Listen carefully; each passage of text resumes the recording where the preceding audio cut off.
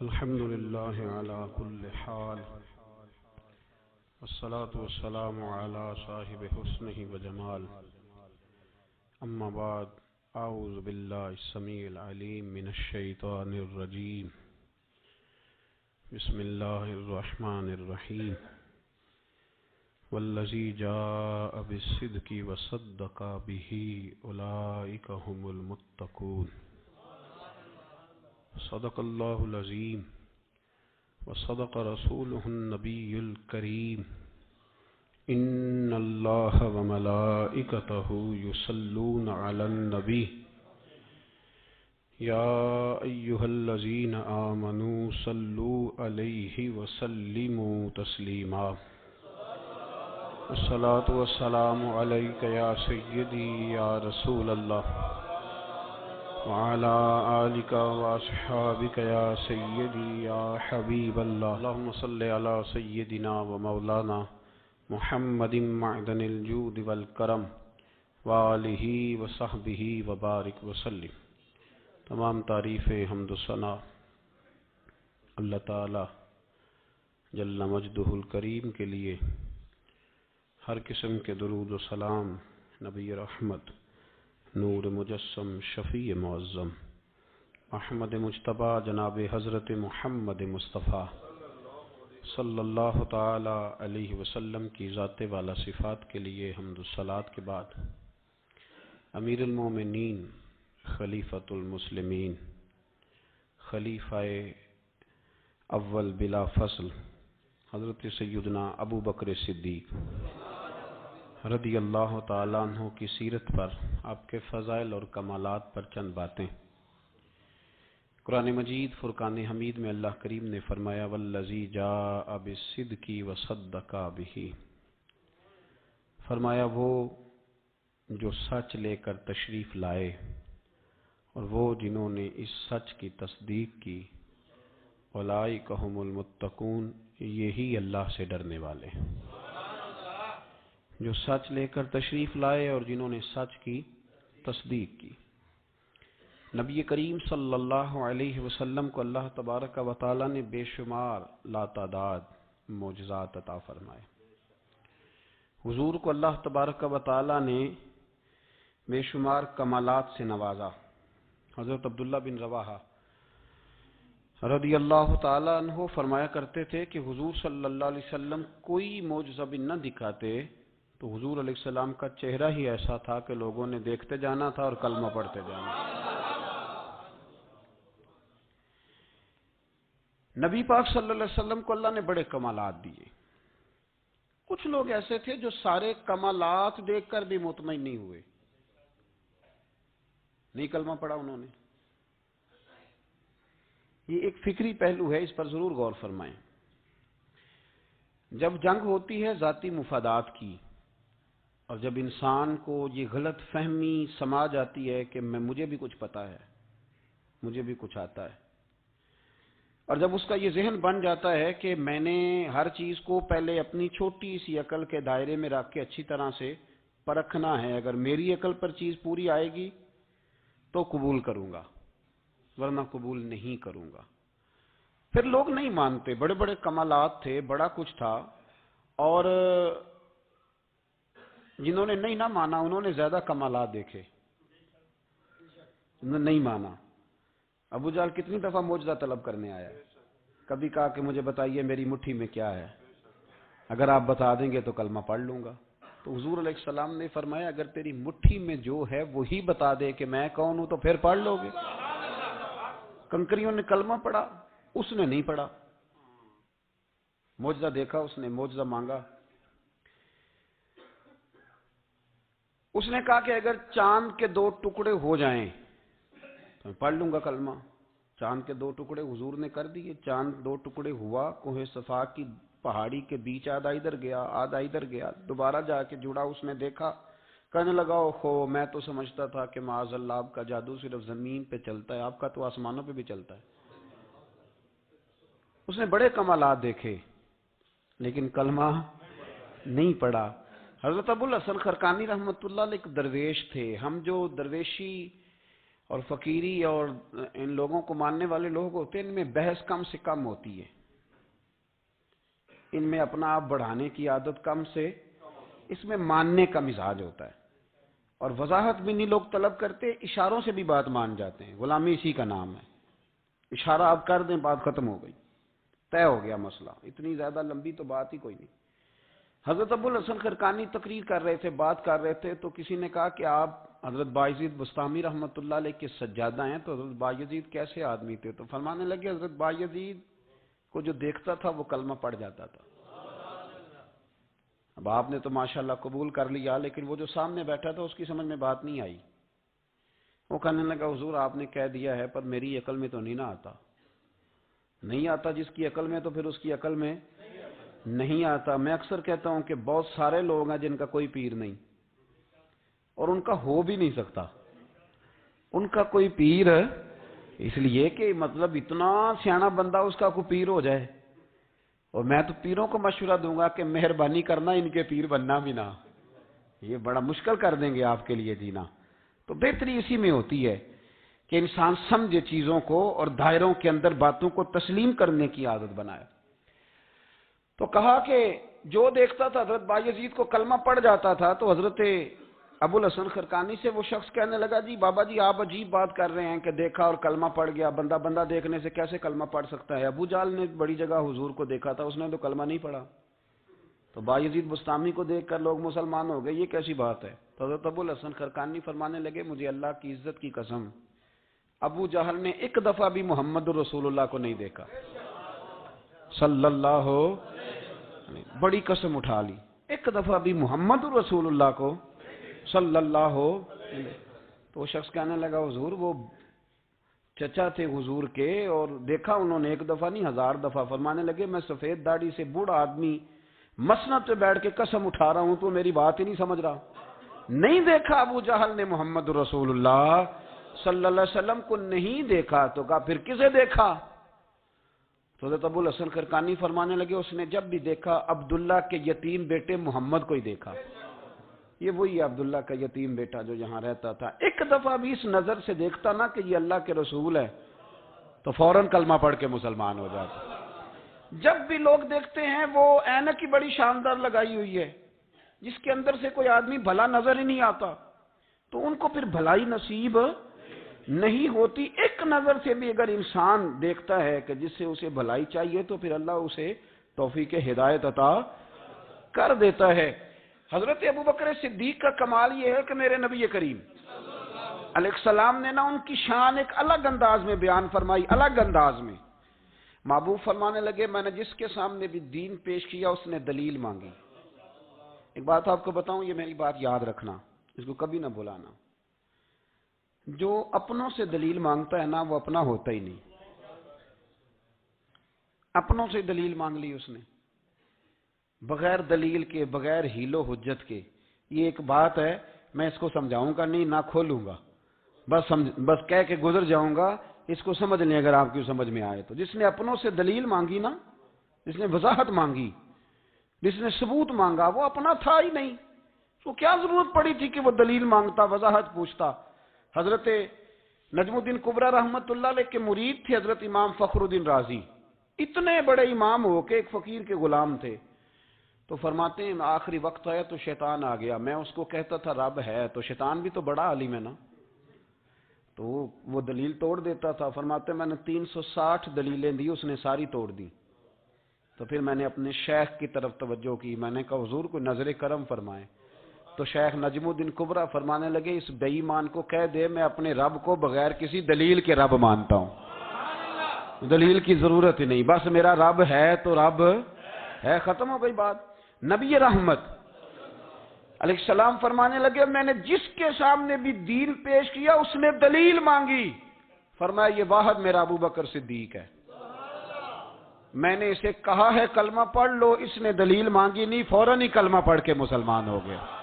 کوئی دلیل نہیں، کوئی معجزہ نہیں، کوئی طلب نہیں، کوئی شے نہیں۔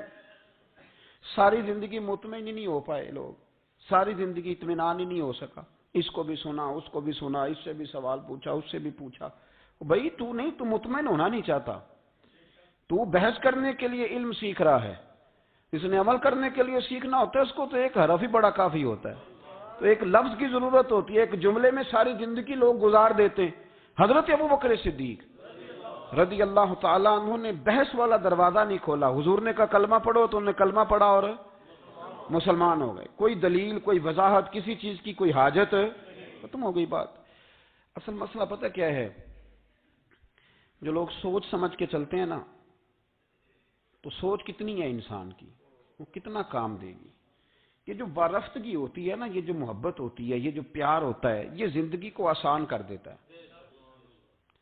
سوچنے سمجھنے کے دائروں سے آدمی نکل جاتا ہے، اس کا کام وہ کہتا ہے کہ میں نے سوچنا نہیں، میں نے ماننا ہے، میں نے رب رسول کی ذات کے بارے میں سوچنا نہیں، میں نے ماننا ہے۔ تو ماننے والے لوگ جو ہوتے ہیں وہ فائدے میں ہوتے ہیں، تو عمل کر رہے ہیں، بات مانی، عمل کیا۔ عقل کا بے شمار اور بے دریغ استعمال، اپنی چھوٹی عقل سے بڑے مسئلے حل کرنے کی کوشش کرنا، یہ انسان کو نقصان دیتا ہے۔ بہت ساری جگہوں پہ وہ الجھ جاتا ہے، ہر جگہ عقل استعمال کرنا، لیکن رب رسول کے معاملے میں نہ استعمال کرنا، ورنہ نقصان ہو۔ عقل چھوٹی ہے اور اللہ رسول کی ذات بڑی ہے، کبھی بھی اس دائرے میں بند کرنے کی کوشش نہ کرنا۔ جناب ابوبکر صدیق رضی اللہ تعالیٰ عنہ ہر معاملے میں ایک حدیث بخاری کی، شاید میں نے پہلے بھی عرض کی تھی، لیکن چونکہ وہ عنوان کے لحاظ سے ایک بہت بڑی دلیل ہے، دوبارہ عرض کرتا ہوں۔ نبی پاک علیہ السلام نے 1500 کے قریب صحابہ سے فرمایا تھا کہ چلو عمرہ کرنے چلیں۔ عمرہ کرنے جب ہم جاتے ہیں نا تو ہمارے گلے میں پھول بھی ڈالے جاتے ہیں، اور آپ کو پتہ ہے بتانا بھی پڑتا ہے لوگوں کو کہ میں عمرہ کرنے جا رہا ہوں، پھر روٹی بھی پکتی ہے، پھر سب رشتہ داروں کو پتہ بھی چل جاتا ہے، اور بندہ چلا جائے ایئرپورٹ تو احرام باندھا ہو نا تو پتہ چلے نا فلائٹ تو 24 گھنٹے لیٹ ہے، تو جن کو حکم ہے نا کہ تم نے سی بھی نہیں کرنی وہ بھی روڑے اٹھا لیتے ہیں، احرام باندھا ہوا ہے، حکم ہے کہ اب تم نے کوئی جھگڑا، کوئی لڑائی، کوئی فساد، تو ایئرپورٹ پہ لوگ روڑے اٹھا لیتے ہیں، کہتے ہیں ہم ایئرپورٹ بھی توڑیں گے اور فلائٹ کا جو عملہ ہے اس کا گریبان بھی پکڑیں گے، بڑا کچھ ہی دنیا کرتی ہے۔ اور اگر کسی کے پیر صاحب نے کہا ہو چلو عمرہ کریں، اللہ اکبر، اور پھر ایئرپورٹ پہ جا کے پتہ چلے کہ پیر صاحب کے ساتھ تو دھوکہ ہو گیا، بندہ غلط نکلا ہے، پیری مریدی قائم رہے گی؟ سوال ہی نہیں پیدا ہوتا۔ میرے ساتھ ایک سنگی نے ایک دفعہ بات کی، کہنے لگا جی پیر صاحب کامل نہیں۔ میں نے کہا کیا غلطی ان میں پائی جاتی ہے؟ کہتے میں انہوں نے پوچھ کے باہر دے پیسے جمع کرائے سن تو میرا کام نہیں بنیا۔ میں کہ تو پیر پڑھ لیا، تیرے تو کوئی نجومی پڑھنا چاہیے سی، وہ نجومی ہونا چاہیے تھا تیرے لیے، تاکہ وہ اچھی طرح غور کرتا ہے۔ جی آپ کو پتہ ہے نا اہل سنت میں کتابیں بھی نکلتی ہیں، کئی لوگ کہتے ہیں جی کوئی کتاب کاٹ کے دسو، میں کیوں کسی لکھی نہیں تو کٹیے کی تو وہ کون سی کتاب ہے جو آپ کہہ رہے ہیں نکالیں اور ذرا بتائیں کہ فلانا کام میرے لیے ٹھیک رہے گا کہ نہیں۔ ایک استخارہ ہے دین میں، اور استخارے کا بھی بابت معاملہ یہ ہے کہ آپ نے استخارہ کر لیا، اس کے بعد بھی آپ حتمی فیصلہ نہیں کریں گے۔ بزرگ کہتے ہیں کہ استخارہ کر کے بھی یہ کہو کہ جی میری سمجھ میں یہ آیا ہے، باقی حقیقتوں کا علم اللہ جانے، اللہ کا رسول جانے صلی اللہ علیہ وسلم، حقیقتوں وہی جانتے۔ تو الجھے نہیں زندگی میں۔ 1500 کے قریب صحابہ تھے، حضور نے فرمایا احرام باندھو بھائی، عمرہ کرنا ہے۔ حدیبیہ کے مقام پہ گئے تو قریش مکہ نے روک لیا، نہیں کرنے دیں گے۔ جب بات بہت آگے بڑھی تو پھر شرطیں لکھی گئیں، شرطیں بڑی سخت ہیں کہ جو مسلمان مکے سے مدینے آئے گا مدینے والے واپس کریں گے، اور اگر کوئی مسلمان مدینے سے مکے چلا گیا تو مکے والے واپس نہیں کریں گے، ہم ان کے لوگ دیں گے، وہ ہمارا بندہ دیں گے نہیں۔ یہ شرطیں تھی، صحابہ پریشان تھے۔ اب جب شرطیں طے ہو گئیں، شرطیں بھی سخت ہیں، نبی کریم علیہ السلام نے فرمایا بھی احرام کھول دو، فلائٹ کل نہیں جانی، پرسوں نہیں جانی، یعنی ہم اس سفر میں عمرہ کر ہی نہیں رہے، احرام کھول دو۔ تو امام زرقانی کہتے ہیں سب لوگ پریشان تھے، سب سے پہلے حضرت ابوبکر صدیق اٹھے، سب سے پہلے اٹھے، اٹھ کے احرام کھولا۔ ایک شخص نے کہا آپ کو بڑی جلدی ہے، تو آپ فرمانے لگے جلدی والی بات ہی کوئی نہیں، حضور کے کہنے پر باندھا تھا، نبی پاک کے کہنے پر کھول دیا ہے، ختم ہو گئی بات۔ حضور نے فرمایا باندھ لو تو ہم نے باندھ لیا، حضور نے کہا کھول دو تو ہم نے کھول دی، جلدی والی کیا بات ہوئی؟ صحیح بخاری کے لفظ ہیں، حضرت عمر کہتے ہیں کہ میری سمجھ میں بات نہیں آتی تھی، دب کے صلح کیوں کریں، ہم تو 313 تھے، تو ہم نے بدر میں ان کو بھگا دیا تھا، اب تو ہم 1500 ہیں، تو ہم ان سے قتال کریں گے، لڑائی کریں گے، جنگ ہوگی۔ حضرت عمر فاروق رضی اللہ تعالیٰ عنہ فرماتے ہیں حضور نے شرطیں طے کر لیں، بات لکھی گئی، میں نبی پاک کے حجرے میں داخل ہوا، خیمہ لگا ہوا تھا، میں نے جاتے ہی اپنے جذبہ جہاد کا اظہار کیا اور بڑے جلال میں، یا رسول اللہ آپ سچے رسول ہیں؟ بالکل سچا ہوں، قرآن سچا ہے، بالکل سچا ہے، اسلام سچا ہے، بالکل سچا ہے، حضور ہم دب کے صلح کیوں کریں؟ تو نبی کریم علیہ السلام نے فرمایا عمر تجھے تیری ماں روئے، میں اللہ کا رسول ہوں، میں وہی کہتا ہوں جو میرا رب مجھے حکم ارشاد فرماتا ہے۔ کہتے میں نے فوراً عرض کی یا رسول اللہ صلی اللہ علیہ وسلم آپ نے فرمایا نہیں تھا کہ عمرہ کریں گے؟ تو حضور نے فرمایا کہا تو عمرہ کریں گے، یہ تو نہیں کہا تھا کہ اسی سال ہی کریں گے، کریں گے تو کریں گے۔ جناب عمر کہتے میں واپس تو آ گیا، پر وہ میرے اندر جو جذبہ جہاد تھا ابھی ٹھنڈا نہیں ہوا۔ چند قدموں کے فاصلے پہ ابو بکر صدیق کا خیمہ تھا، کہتے میں ان کے خیمے میں جھک گیا، وہی سوال میں نے دہرائے، وہی میں نے کہا عمر ابو بکر یہ سچے رسول ہیں؟ کہا بالکل سچے ہیں، قرآن سچا ہے، سچا ہے، اسلام سچا ہے، سچا ہے، تو پھر ہم دب کے صلح کیوں کریں؟ جناب عمر فرماتے ہیں میں قربان جاؤں ابو بکر کے لفظوں میں بھی فرق کوئی نہیں آیا، حروف بھی اتنے ہی جتنے نبی کریم نے ادا کیے تھے۔ حضرت ابو بکر فرمانے لگے عمر تجھے تیری ماں روئے، وہ اللہ کے رسول ہیں، مرضی سے بات نہیں کرتے، وہی کہتے ہیں جو رب انہیں حکم ارشاد فرماتا ہے، بئی نہیں وہی لفظ۔ فرماتے میں نے فوراً کہا، میں نے کہا ابو بکر حضور نے فرمایا نہیں تھا کہ عمرہ کریں گے؟ تو کہتے ہیں وہی لفظ، وہی حرف، وہی انداز، وہی طریقہ، وہی سلیقہ، وہی انداز تکلم، بالکل حضور کی اتباع میں اسی انداز میں فرمانے لگے عمر حضور نے فرمایا تھا عمرہ کریں گے، یہ تو نہیں فرمایا تھا کہ اسی سال ہی کریں گے، کریں گے تو انشاءاللہ کریں گے۔ فرماتے ہیں میں واپس آ کے بیٹھا تو حضرت عمر کہتے ہیں جب میرا غصہ اترا نا تو پھر میرے اندر سے آواز آئی کہ عمر ذرا غور تو کر، تو ابو بکر کے ایمان تک کبھی نہیں پہنچ سکتا، اس تک تیری رسائی نہیں ہو سکتی۔ میرے بھائی اتنی بحثیں ہیں ہمارے زمانے میں، اتنا الجھاؤ ہے، اتنا الجھاؤ ہے، یعنی ہر بندہ رائے کا اظہار کرنا ضروری سمجھتا ہے، ہر بندہ کہتا ہے جی میرے خیال میں، ہر بندہ کہتا ہے جی میرا ذہن یہ ہے، بلکہ کچھ تو کہتے ہیں میں اندر کی خبر نہ دوں آپ کو، یعنی اب پتہ نہیں اس کے پاس اندر کی خبریں کیسے آئی ہیں، وہ سمجھ میں نہیں آتی بات۔ کچھ لوگ کہتے ہیں 35-40 سال ہو گئے جی علماء کو سن رہا ہوں، تو میں کہتا ہوں کہ میرا تو خیال ہے کہ 35 دن بھی بندہ کسی کو سن لے تو سیانہ ہو جاتا ہے، تو 35 سال سے اگر آپ کی سمجھ میں نہیں آئے تو پھر زمین ہی بنجر ہے، پھر مہربانی کریں یہ ٹائلیں اکھیڑ کے نا تو نیچے سے کچی زمین نکالیں تاکہ کوئی بات سمجھ میں آئے۔ اگر 40 سال ہو گئے، 40 سال، میں ایک اجتماع میں حاضر تھا، ابھی بھی میں عرض کر رہا تھا، تو وہ صاحب مجھے کہنے لگے کہ حضرت صاحب میں نے نا فلاں عالم کو بھی بلایا، فلاں کو بھی بلایا، فلاں کو بھی بلایا، فلاں کو بھی بلایا، اب آپ کو بلایا ہے، تو اس طرح کر کے میرے ساتھ رویے ہیں، بڑا الحمدللہ پیار ہے۔ تو میں نے ان سے پوچھا آپ نماز پڑھتے ہیں؟ میں نے لگا نہیں، کچھ اور باتیں پوچھی تو جواب نفی میں آیا، تو میں نے کہا کہ اب آپ نے مہربانی کرنی ہے، اتنے علماء کا نام نہیں لینا، کیونکہ پھر تو بزرگوں کے بارے میں لوگ شک کریں گے کہ انہوں نے اس کو دیا کیا ہے۔ تو ایک بزرگ کی بات سنتے ہیں تو کئی دنوں تک وہی ہمیں بڑا تر و تازہ رکھتی ہے، اور آپ کو اتنے عرصہ ہو گیا تو آپ نے حاصل کیا کیا ہے؟ صرف باتوں کا گورکھ دھندا، لفظوں کا ہیر پھیر، جملوں کا الٹ پلٹ کرنا، یہ زندگی ہے؟ یہ زندگی ہے صرف باتیں کیلو کال سن لی آ گئے؟ نہ اس سے ذرا آگے نکلیں، عمل کب کرنا ہے میرے بھائی؟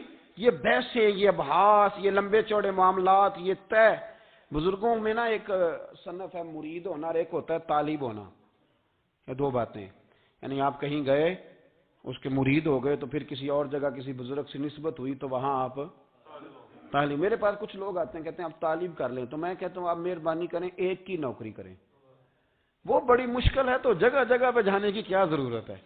مطلب میں انکار نہیں کرتا کسی ایسی چیز کا جس کو بزرگوں نے رائج کیا، لیکن سمجھے نا، مطلب ایک کی بات پوری سنی نہیں گئی ہم سے، آپ خیر کی بات ہر جگہ سے سنیں، ہر جگہ سے، لیکن یہ صرف وہ تعلق بنانے کی کوشش کرنا کہ جس سے تھوڑا سا رابطہ بن جائے، جس سے تھوڑا سا تعلق بن جائے، جس سے تھوڑا سا نا پتہ چل جائے، اس سے نکلیں، سیکھنے کا ماحول بنائیں، اتنی عقل کے گھوڑے نہ دوڑائیں کہ عقل بھی بیچاری تھاکی جائے اور کوئی چیز ہاتھ بھی نہ آئے، کچھ کریں، عمل کریں۔ لیکن ایک جگہ پہ میں حاضر تھا تو وہاں دستار فضیلت کا جلسہ تھا، تو ایک مولانا نے تقریر کی، جس طرح تاجر کہہ لیتا ہے نا جی میں الحمدللہ اگر کمائی کرتا ہوں تو غریبوں کو بھی دیتا ہوں، سمجھا لیا نا اپنے آپ کو۔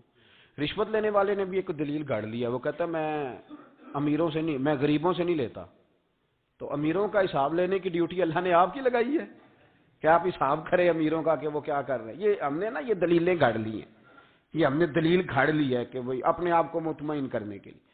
میں حاضر تھا تو ایک مولانا تقریر کی جی عالم ساری رات. یہ صرف علماء کی بات نہیں, ہر طبقے نے اپنے بارے میں اس طرح کی چیزیں یاد کر لی ہیں, ہم نے رٹ لی ہیں. جیسے خامن نے یاد کر لیا ہے کہ کسی غیر کے لیے سجدہ جائز ہوتا تو اللہ عورت کو حکم دیتا, نبی پاک حکم دیتے کہ وہ خامد کو سجدہ کرے. تو بی بی نے بھی یاد کر لیا ہے کہ حضور نے فرمایا تم میں سب سے بہتر وہ ہے جو بیوی کے حق میں بہتر ہے. سب نے اپنی اپنی مرضی کی چیزیں, دوسری کی مرضی کی چیز کسی نے یاد نہیں کی, سب نے اپنی اپنی مرضی کی چیزیں یاد کر لی.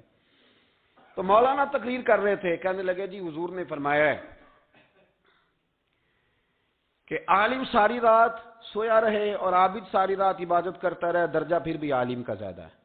پھر دوسرے آئے انہوں نے بھی اسی حدیث پہ بات کی, تیسرے آئے تو انہوں نے بھی اسی حدیث پہ بات کی. تو میرا نمبر آیا تو میں نے کہا جی یہ جو حدیث آپ سنا رہے ہیں نا, یہ حدیث بالکل ٹھیک ہے, بالکل ٹھیک ہے کہ عالم ساری رات عشاء پڑھ کے سوئے, فجر کے وقت اٹھ کے فجر پڑھے, اور عابد ساری رات نماز پڑھے تو درجہ پھر بھی عالم کا زیادہ ہے. بالکل ایسے ہی ہے, بلکہ ایک حدیث میں تو یہ ہے کہ 70 عابد بھی عبادت کریں اور عالم سویا رہے تو ان 70 سے سونے والے عالم کا درجہ.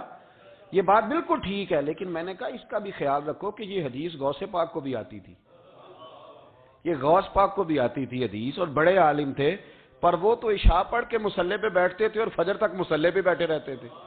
حالانکہ یہ حدیث انہیں بھی آتی تھی, یہ حدیث خواجہ معین الدین چشتی کو بھی آتی تھی, اور وہ بڑے عالم تھے, لیکن اس کے باوجود وہ عشاء پڑھتے تھے اور فجر تک مصلے پر بیٹھے رہتے تھے. حضرت عثمان غنی سے بڑا عالم تو کوئی نہیں نہ ہوگا اس زمانے میں, حضرت عثمان غنی رضی اللہ تعالیٰ عنہ جیسا شخص تو کوئی نہیں نہ ہوگا, پر وہ عشاء کے بعد قرآن پاک پڑھنا شروع کرتے تھے اور فجر سے پہلے پہلے قرآن پاک ختم کر لیا کرتے. تو دلیلیں صرف بحث کے لیے یاد نہ کریں, اپنے آپ کو بچانے کے لیے یاد نہ کریں, اپنے وجود کو سکون دینے کے لیے دلائل نہ یاد کریں. میں دین کے کس دائرے سے کس طرح بچ کے نکل سکتا ہوں اس کے لیے دلائل یاد نہ کریں, عمل کے رستے پہ آئیں, عمل کے رستے پر. جناب ابو بکر صدیق اللہ تعالیٰ عنہ کا کمال یہ ہے, زکوٰۃ کتنے فیصد دینی چاہیے؟ چلے اللہ تعالیٰ شکر ہے, 3-4 لوگوں کو تو پتہ ہی ہے نا جی, باقی بھی ان سے سن کے یاد کر لیں. کتنے فیصد ہے؟ اللہ آپ کو خوش رکھے. اب کچھ اور نے بھی پروگرام بنا لے. کتنی جی؟ چلو اب ٹھیک ہو گیا, 2.5% ہے نا جی. آپ یقین کریں کسی تاجر سے آپ بات کر کے دیکھ لیں, 6 گھنٹے مناظرے کے بعد وہ مانتا ہے کہ 2.5% دوں گا. میں صحیح کہہ رہا ہوں آپ کو. وہ کہتے ہیں جی وہ تو ٹھیک ہے لیکن کچھ قرضہ بھی ہے, 2.5% زکوٰۃ ہے وہ تو ٹھیک ہے لیکن ہو سکتا ہے میری بہن بھی حصہ مانگ ہی لے, پیسوں میں سے اس کا بھی نکلتا, کیونکہ پروگرام نہیں نا جی, ارادہ نہیں. زکوٰۃ 2.5% ہے تو کہتے ہیں جی وہ نا میں نے تولا ہے سونا, پورا نہیں بنتا ابھی, وہ تھوڑی سی کمی ہے. یہ اس وقت دلائل ہیں, اس وقت ابحاث ہیں جب دینے کا پروگرام. اور تاجروں نے اب ایک نیا سلسلہ شروع کیا, کہتے تھوڑی تھوڑی سارا سال ہی دیتا رہتا ہوں, تھوڑی تھوڑی کر کے. آپ نے جس سے 5 کروڑ روپیہ لینا ہو وہ اگر کہے کہ 10,000 مہینے کا لے لو, لے لیتے ہو.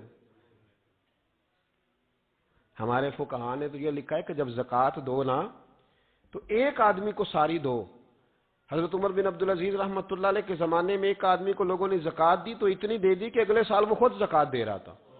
بہت بڑا کاروبار اس نے سٹارٹ کر لیا تھا. معیار نہیں ہے نا جی تھوڑی تھوڑی دیتا رہتا ہوں. کئی لوگ ایسا کرتے ہیں کہ دکان میں جو پرانی چیزیں ہوتی ہیں وہ زکوٰۃ کے دور پہ دینی شروع کر دیتے, جو مال نہیں بیچ رہا اس کو زکوٰۃ بنا دو. کیوں؟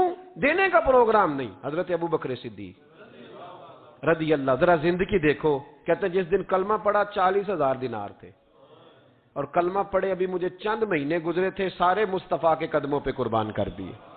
پھر مال کمایا, پھر 4,000 دینار تھے, 4,000. جس دن ہجرت کے لیے نکلا 4,000 تھے. انہیں بھی پتا تھا 2.5% دینا چاہیے, ان کی بھی بیٹیاں تھیں, جوان بھی تھی, چھوٹی بھی تھی, ان کے بھی بچے تھے, لیکن دین کو ضرورت ہے. میرے رسول پاک صلی اللہ علیہ وسلم کے دین کو حاجت ہے.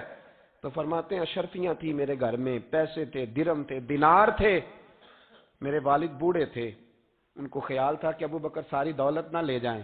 تو حضرت اسماء بنت ابی بکر سے جناب ابو بکر صدیق نے کہا کہ اس طرح کرنا, ایک گڑا چھوٹا سا تھا, گڑا ٹویا, اس میں پیسے ہوتے تھے. فرمایا اس میں روڑے رکھ دینا, اوپر ٹاٹ ڈال دینا, والد نابینا ہے, اگر پوچھے نا پیسے تو ان کا وہاں ہاتھ لگا دینا, انہیں پتا چلے ابو بکر سارا مال لے کے نہیں گیا.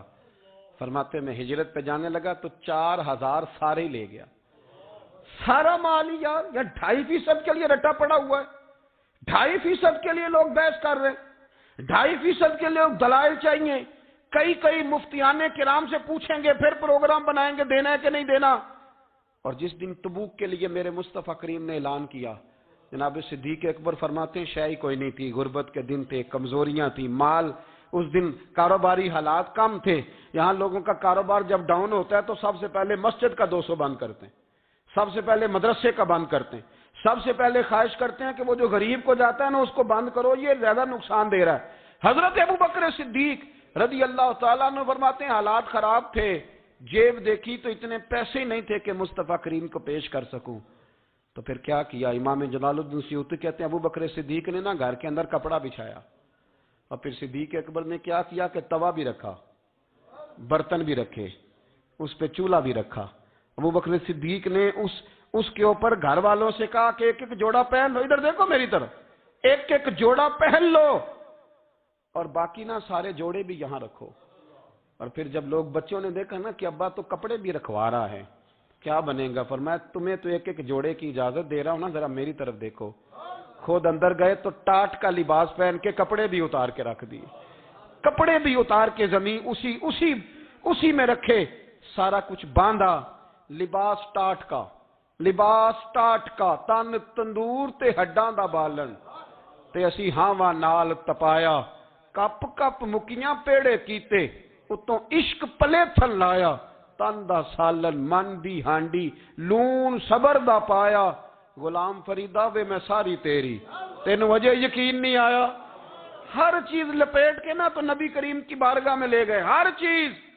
میرے محبوب کا بھی انداز دیکھو, فرمایا ماں اب کہتا لے اہلے کا, گھر بھی کچھ چھوڑ کے آئے ہو. دیکھیں ادھر دیکھیں, جب کوئی لاتا تھا تو حضور فرماتے تھے کیا لے کے آئے ہو, یہ کیا ہے؟ یہ پوچھا جاتا ہے کہ یہ پوچھا جاتا ہے گھر کیا ہے؟ بھئی آپ کو کسی نے کوئی تحفہ دیا تو شاپر کھول کے تحفہ دیکھیں گے یا پوچھیں گے گھر کیا ہے؟ لیکن میرے رسول پاک کے لفظ دیکھیں, فرمایا ماں اب کہتا لے اہلے کا. ابو بکر سجنا گھر کیا چھوڑ کے آئے ہو؟ تو رو پڑے, کہنے لگے یا رسول اللہ میں کوئی غریب تو نہیں, میں بڑا مالدار ہوں. اب کہتا لہم اللہ و رسولہ, گھر اللہ بھی چھوڑ آیا ہوں, اللہ کا رسول بھی چھوڑ آیا. حضور میں کوئی کنگال نہیں, میں مصطفیٰ والا ہوں, میں کوئی غریب نہیں, میں نبی والا ہوں, میں رب رسول کو گھر چھوڑ آیا ہوں. میرے مصطفیٰ کریم علیہ السلام فرمانے لگے تیرے پیچھے جبریل امین کھڑے, اور انہوں نے ٹاٹ کا لباس پہنا ہوا ہے, اور تیرے آنے سے پہلے وہ آ گئے تھے. تو میں نے پوچھا جبریل یہ بوریے کا لباس؟ عرض کی یا رسول اللہ ابو بکر نے پہنا ہے تو رب کو اتنا پسند آیا سارے فرشتوں کو پہنا دیا ہے, سارے فرشتوں کو پہنا دیا, سارے فرشتوں. ذرا یہ لذت تو لے بات کی, جب 2.5% پہ جھگڑا ہوتا ہے نا تو پھر نماز میں مزہ نہیں آتا. جب تو 2.5% پہ بھی اڑا رہتا ہے نا, پھر درود و سلام پڑھتے پڑھتے طبیعت معاذ اللہ پریشان ہوتی ہے. جب الجھے ہوئے پھر مسائل اور ہیں. پھر میرے محبوب کریم بولے, میں ابو بکر رب کریم نے ایک پیغام بھی بھیجا ہے. یا رسول اللہ وہ کیا؟ فرمایا رب فرماتا ہے کہ ابو بکر سے پوچھ کے بتائیں کہ اس حال میں وہ رب سے راضی ہے کہ ناراض ہے. یہاں اقبال بولے, کہنے لگے خودی کو کر بلند اتنا, خودی کو کر, یہ وہ درجہ ہے, یہ وہ مقام ہے, خودی کو کر بلند اتنا کہ ہر تقدیر سے پہلے پھر خدا بندے سے خود پوچھے بتا تیری رضا کیا ہے. فرمایا رب پوچھتا ہے آپ راضی ہیں کہ ناراض ہیں. تو پھر ابو بکر صدیق بھی کھول کے روئے, کہا یا رسول اللہ میں کل بھی اپنے رب سے بڑا ہی راضی تھا, میں آج بھی اپنے رب سے بڑا ہی راضی ہوں. یہاں لوگ لے کے بھی نہیں راضی ہوتے, ابو بکر سارا کچھ دے کے بڑے ہی راضی ہیں, سارا کچھ دے کے. شریعت کا قاعدہ ہے کہ سارا مال آپ اللہ کے رستے میں نہیں دے سکتے, قانون شریعت ہے. حضرت ابی بن کعب نے کہا تھا یا رسول اللہ سارا دینا ہے. فرمایا نام بھائی چوتھا حصہ دے, 3 حصے بچوں کو دے. حضرت ابو لبابہ نے کہا تھا میں اس پر دلائل دے سکتا ہوں, احادیث موجود ہیں, حضور سارا مال دینا ہے. فرمایا نام بھائی چوتھا حصہ دے, 3 حصے بچوں کو دے.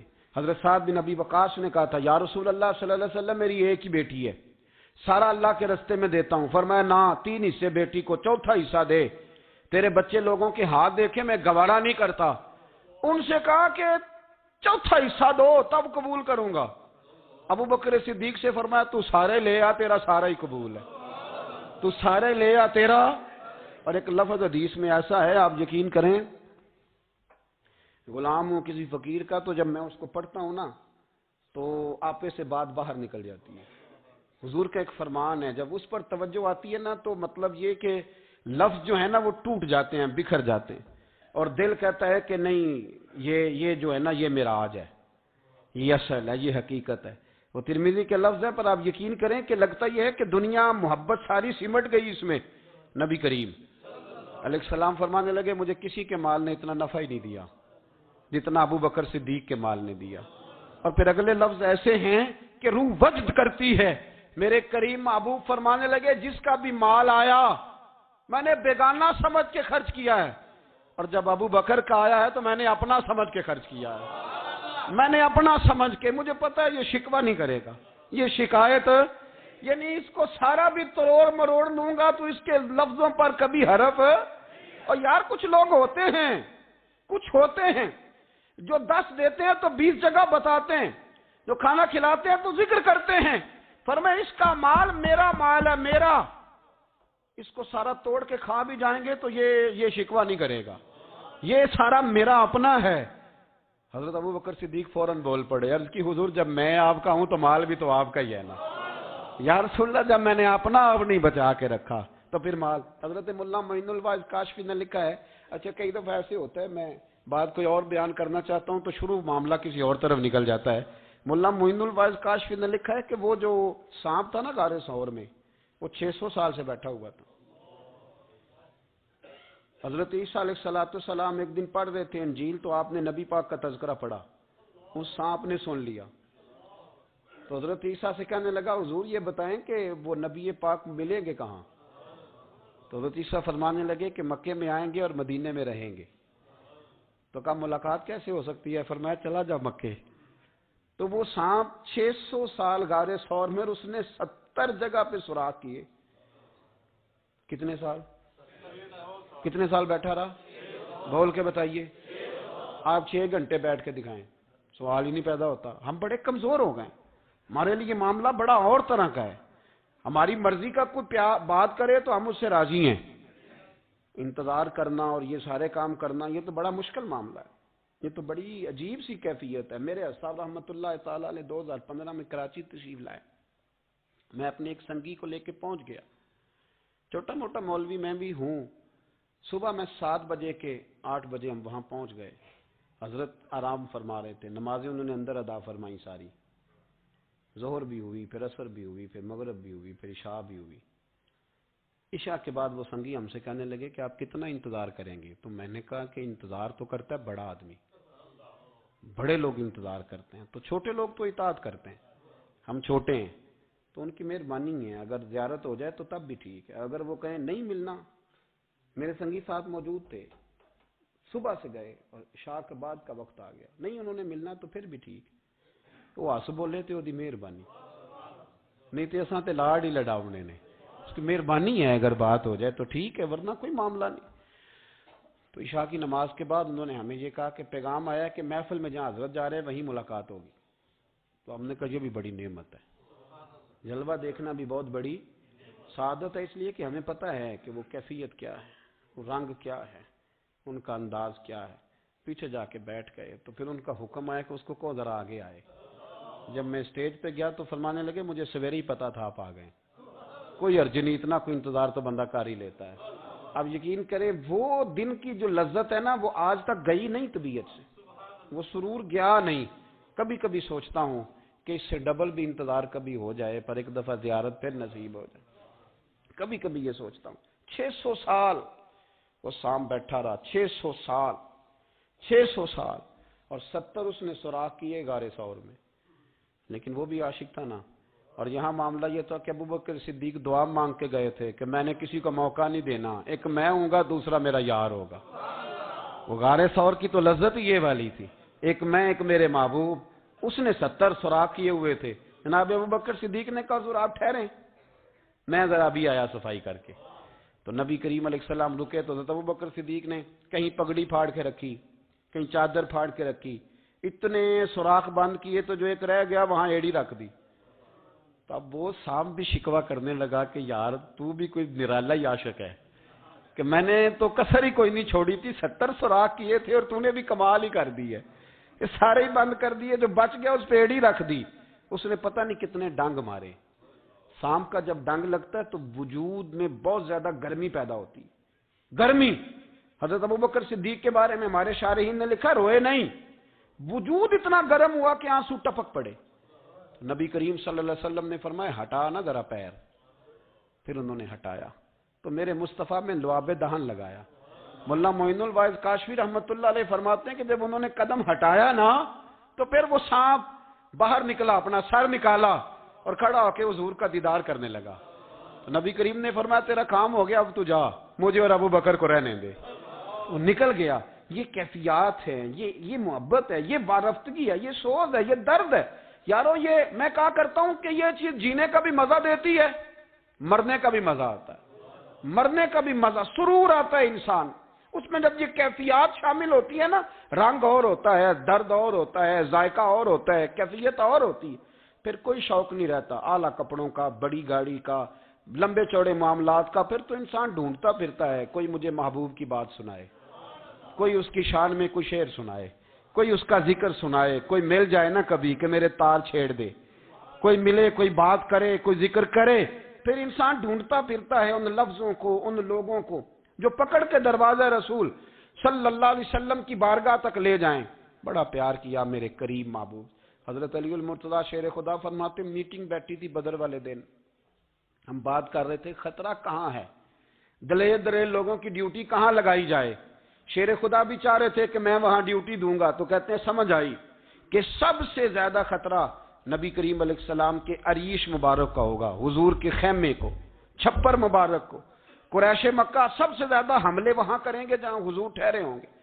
طے ہو رہا تھا کس کی ڈیوٹی لگائیں، کس کو وہاں ذمہ داری سونپیں۔ کہتے ہیں ہم بات کر رہے تھے اور میں تیار تھا وہاں جانے کو، اچانک ابو بکر صدیق آ گئے۔